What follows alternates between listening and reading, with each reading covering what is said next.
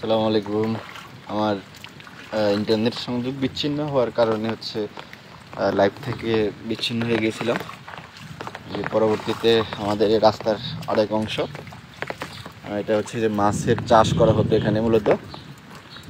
এই যে দিঘি, আমাদের আচ্ছা পাঠানবাড়ির দিঘি এটা।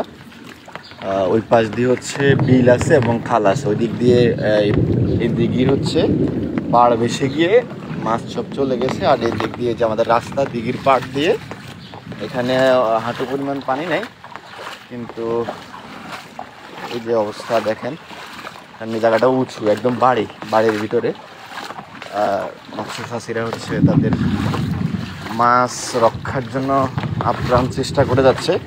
বিভিন্নভাবে বাড়ির ভিতরে, বাগানের উপর দিয়ে, পুকুর পাড়ে নেট দিচ্ছে, জাল দিচ্ছে, যে কোনোভাবে তাদের কিছুটাও রক্ষা করা যায় কিনা সেই চেষ্টা করতেছে। যে রাস্তার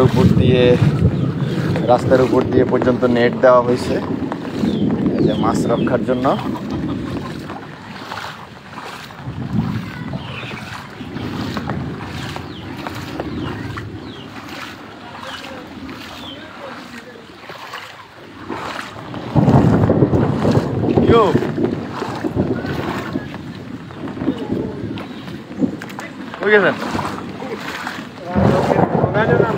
বাজারে মোবাইল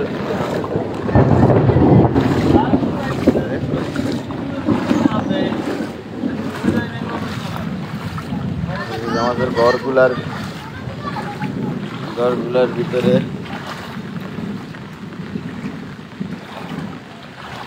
এই যে ঘরের সাথে হচ্ছে নেট দিয়ে মাছ রক্ষার্থে চাষিরা অনেক আপ্রাণ চেষ্টা করে যাচ্ছে।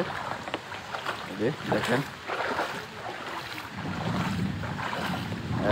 আমি হচ্ছে আমাদের মেন সড়ক, মানে বাড়ি থেকে যে রাস্তা, এই রাস্তা পার হয়ে আমাদের মেন সড়কের দিকে ক্রমান্বয়ে অগ্রসর হতেছি।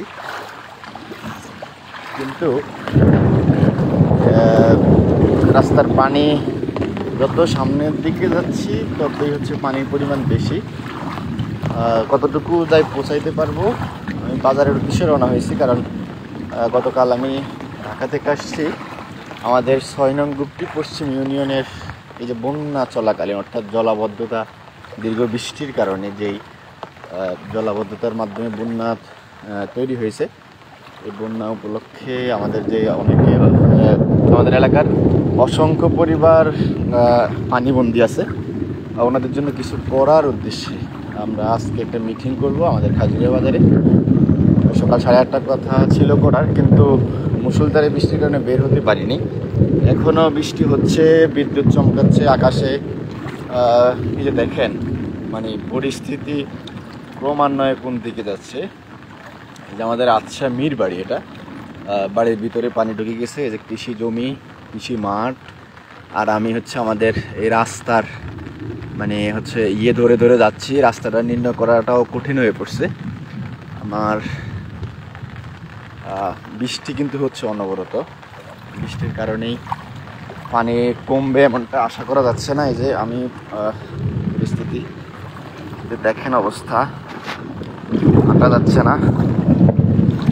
হাঁটাই যাচ্ছে না, কারণ আমাদের রাস্তাটা কাঁচা রাস্তা ছিল, তো প্রায় সময় হচ্ছে কাদা হইলে ওই যে বিভিন্ন ইটের কণা বা ছোটো ছোটো ইট দেওয়া হইতো, তো হাঁটতে খুব কষ্ট হচ্ছে।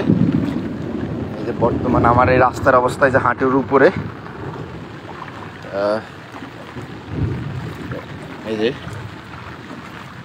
পানি আর পানি। একটা রাস্তা, যে এই রাস্তাটা দিয়ে হচ্ছে আমাদের 3 বাড়ির প্রায় 3 শতাধিক মানুষ, 250 থেকে 3 শতাধিক পরিবার এই রাস্তা দিয়ে সবসময় চলাফেরা করে। এই রাস্তাটা আমাদের এখান দিয়ে হচ্ছে ট্রাক পর্যন্ত চলে, ট্রাক, মালবাহী ট্রাক, আমাদের রিক্সা, অটো, সিএনজি সব কিছু এখান দিয়ে চলতো। আর সেই রাস্তা এখন হাঁটুর উপরে পানি। এই ভয়াবহ চিত্র, দেখেন পানির অবস্থা। বৃষ্টি কিন্তু থেমে নেই, শুধু পানি আর পানি। প্রত্যেকটা বাড়ির ভিতরে পানি ঢুকে গেছে। এটা হচ্ছে একটা কৃষি মাঠ, এই যে রাস্তা দেখেন। তবে আমি গত সন্ধ্যায় ঢাকা থেকে বাড়িতে ফেরার পর যদিও আমাদের এই রাস্তায় বা মসজিদে বা দোকানে কাউকে তেমন পাই নাই রাত যখন আমি 10টায় বাড়িতে প্রবেশ করতেছিলাম। তবে আমাদের খাজিরা বাজারে কয়েকজনের সাথে কথা হয়েছে আমার, ধরেন 45 থেকে 50 বছর বয়স বা 55 বছর বয়স, ওনাদের সাথে কথা বললাম যে ভাই বা চাচা আপনারা এরকম দেখছেন কিনা আপনাদের বয়সে। ওনারা আমাকে এক কথা উত্তর দিল যে 2004-এ আমাদের এই এলাকায় নাকি বন্যা হয়েছিল, তবে এই আমাদেরই রাস্তায় পানি উঠে নেই। তখন যে বন্যা হয়েছে আমাদেরই রাস্তা পানি উঠে নাই, অন্যদিকে আমাদেরই রাস্তা তখন আরও অনেক নিচু ছিল। হ্যাঁ, তখন আরও অনেক নিচু ছিল, কিন্তু ক্রমান্বয়ে রাস্তা হচ্ছে উঁচু করা হয়েছে। আমরা আমাদের এই 24-25 বছর বয়সে দেখলাম যে প্রতি বছরেই মাটি কেটে কেটে আমাদের রাস্তা উঁচু করা হতো, কিন্তু উঁচু করার পরেও ওনারা বলতেছে ওনারা এই পরিস্থিতি দেখে নাই। ওনারা যদি একটু দেখায়, এই যে আমার হাঁটুর উপরে পানি, হ্যাঁ হাঁটুর উপরে পানি, এই যে আমি খুব কষ্ট হচ্ছে। আসছি এলাকায় মানুষের জন্য কিছু করার উদ্দেশ্য নিয়ে, আর এলাকার সকল ছাত্র তরুণ স্বেচ্ছাসেবক সবাইকে নিয়ে বসার উদ্দেশ্যে বাজারের দিকে রওনা হচ্ছি। সবাইকে 8:30টায় আসতে বলছিলাম আমাদের একটা আইডিয়াল সমাজসেবা ফাউন্ডেশনের অফিসে, কিন্তু যেই পরিমাণ বৃষ্টি আকাশে মানে করতেছে, কয়জন আসবে আমি বলতে পারতেছি না। কিন্তু আমি আমার দায়িত্বের জায়গা থেকে যাচ্ছি। 5 মিনিটের পথ, প্রায় আধা ঘন্টা হলো, কিন্তু কোনোভাবেই হচ্ছে সামনে অগ্রসর হওয়া যাচ্ছে না। মানে খুবই কষ্ট হচ্ছে রাস্তা নির্ণয় করে হাঁটা। এই যে বর্তমানে আমি যেখানে দাঁড়িয়েছি, যে পানির অবস্থা দেখেন, আমার হাঁটুর অনেক বেশি। এই যে এদিকে মানুষের মাছের ঘের ছিল, কোনোভাবে একটু আপ্রাণ চেষ্টা করে যাচ্ছে চাষিরা, যাতে তাদের কিছু সম্বল হলো তারা টিকিয়ে রাখতে পারে। কিন্তু বৃষ্টির যে পরিস্থিতি, ক্রমান্বয়ে যে বৃষ্টির পরিমাণ বাড়ছে, রেকর্ড পরিমাণ বৃষ্টি হচ্ছে, কতটুকু উন্নতি হবে আমাদের এই ফরিদগঞ্জ অঞ্চলের মানুষের ভাগ্যে কী আছে আল্লাহই ভালো জানে। মানুষের যারা নিচু অংশে থাকে, অর্থাৎ অনেকে আছে না বাড়ির পার্শ্ববর্তী নিচু অঞ্চলে থাকে, তারা গত পরশুদিন থেকে ঘর ছাড়তে বাধ্য হয়েছে। তারা নিরাপদ আশ্রয়ে, অর্থাৎ আত্মীয় স্বজনদের বাসায় চলে গেছে। এই যে রাস্তার উপর মানুষ হচ্ছে মাছের জাল, হ্যাঁ মাছের জাল, এটাকে কারেন্ট জাল বলে আর কি।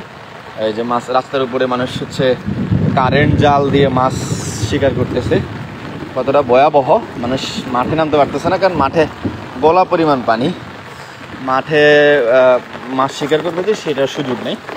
মানুষ এই যে রাস্তা, বাগানে, এই যে আমি যদি একটু দেখাই, যে আমাদের মেইন রাস্তা, এই যে রাস্তার উপরে এই যে মানুষের কারেন্ট জাল, হ্যাঁ কারেন্ট জাল দিয়ে মাছ শিকার করতেছে। সবাই দোয়া করবেন।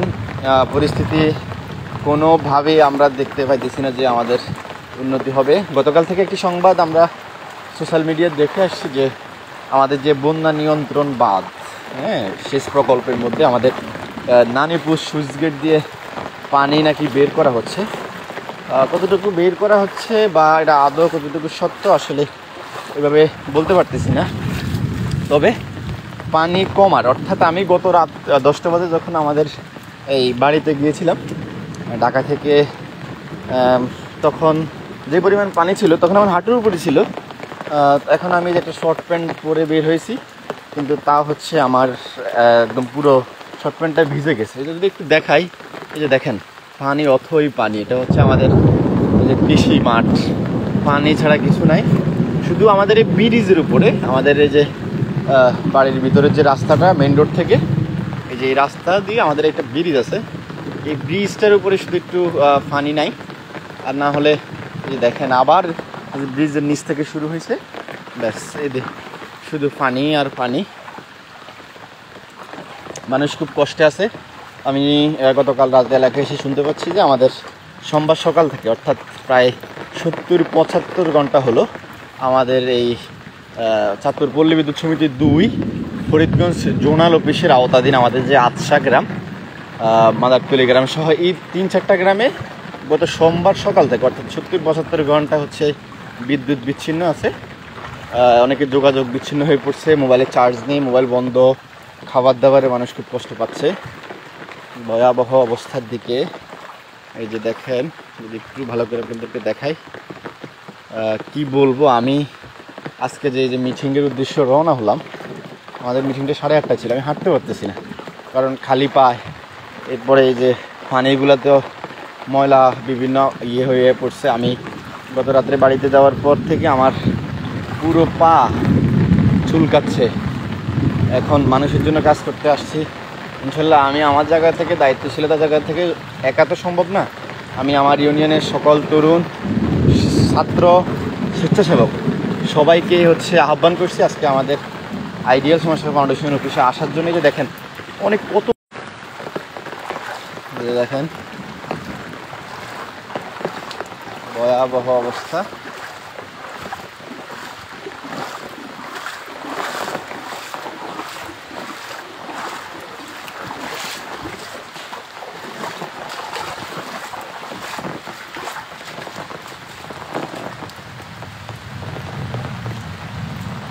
এই পুরো রাস্তা, অর্থাৎ আমার বাড়ি থেকে বের হয়ে মেন রোডে ওঠা পর্যন্ত 1.5 কিলোমিটার রাস্তা। এই ব্রিজের উপরে একটু পানি ছাড়া পাইছি, আর এখানে যে 1.5 হাত থেকে 2 হাত জায়গা পানি নাই। এখান দিয়ে আবার এই যে শুরু পরিস্থিতি। দেখেন ওই যে মানুষ নিজেদের ঘর রক্ষায়, মানুষ নিজেদের বাসা বাড়ি রক্ষায় আপ্রাণ চেষ্টা করে যাচ্ছে। কেউ বালি দিচ্ছে, কেউ ইট দিচ্ছে। এই যে পরিস্থিতি,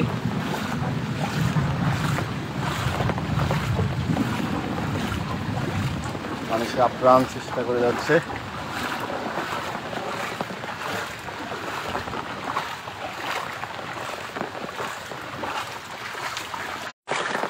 এই যে দেখেন আমাদের পিয়াস সে ঘরের সামনে বালি দিতেছে, আপ্রাণ চেষ্টা করে যাচ্ছে।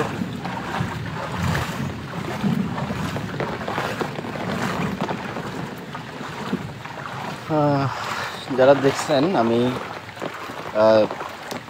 চাঁদপুরের ফরিদগঞ্জ থেকে বলছি। আমাদের এই অঞ্চল মূলত বন্যা থেকে সবসময় মুক্ত থাকে। এর কারণ আমাদের আশেপাশে নদী নেই, আমাদের বেড়িবাঁধ আছে, অর্থাৎ বন্যা নিয়ন্ত্রণ যে বেড়িবাঁধ, সে বেড়িবাঁধ আছে।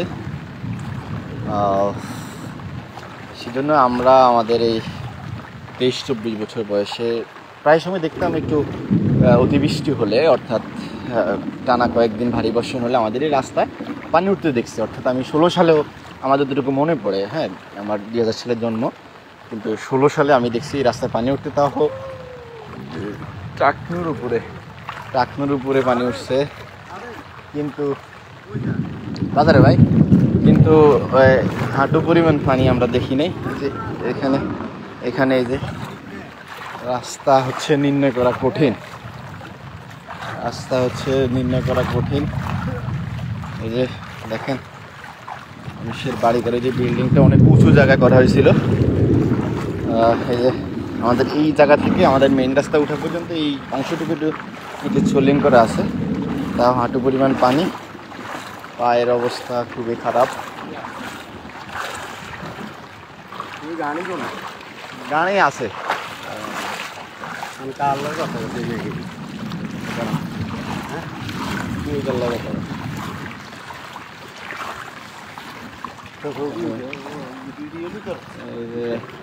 পানি রাস্তার এখন, অর্থাৎ আমাদের বাড়ি থেকে আমাদের মেইন সড়কে ওঠা পর্যন্ত 1 কিলোমিটার থেকে একটু বেশি রাস্তা। মাঠের দুই পাশে ধানের ক্ষেত, খাল, আঁকাবাঁকা একটু পথ। আমাদের হাঁটে গেলে 10 থেকে 12 মিনিট বা 8-10 মিনিট লাগে। সেখানে আমি এখন পর্যন্ত আমাদের মেইন সড়কে পৌঁছাইতে পারিনি।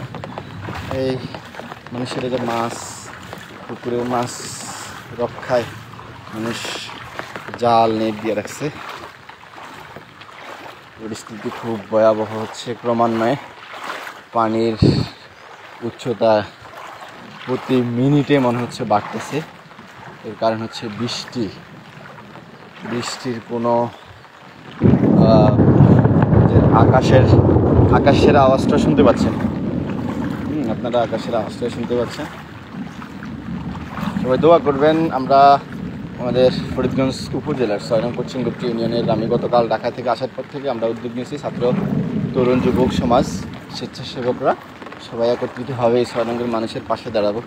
তবে একটা বিষয় দেখেন, এই যে আমি আমার বাড়ি থেকে বের হতে আধা ঘন্টা লাগতেছে, তা হচ্ছে যে শর্ট প্যান্ট পরে বেরোয়েছি, তারপর ভিজে যাচ্ছে, পায়ের নিচে হচ্ছে কণা, ইটের কণা, ইট, হাঁটা কঠিন।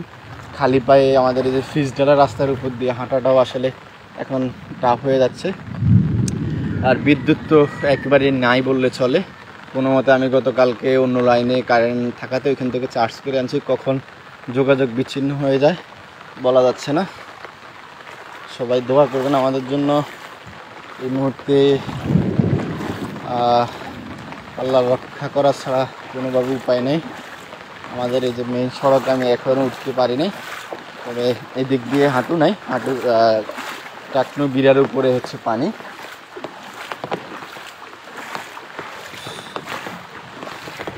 পরিস্থিতি খুবই ভয়াবহতার দিকে যাচ্ছে ক্রমান্বয়ে, মানুষ অসুস্থ হয়ে যাচ্ছে অনেকে, কারণ পানিতে হচ্ছে মানুষের স্যানিটাইজেশনের ব্যবস্থাও অনেকের নাই। অনেকের ওয়াশরুম ডুবে যাওয়ায় ময়লা আবর্জনা, গবাদি পশুর গোবর, এরপরে অন্যান্য ময়লা আবর্জনা হয়ে পানিগুলো হচ্ছে একদম খুব দূষিত হয়ে গেছে। এই পরিস্থিতি আমি দীর্ঘ সময় হেঁটে এইমাত্র আমাদের মেইন সড়কে আসছি। সবাই ভালো থাকবেন, দোয়া করবেন আমাদের জন্য। পরিস্থিতি বৃষ্টি কমলে আশা করা যাচ্ছে যে পানি না বাড়লেও ধীরে ধীরে পানি কমতে পারে। এই আর কি, আমাদের জন্য দোয়া করবেন। সবাই ভালো থাকবেন। আসসালামু আলাইকুম।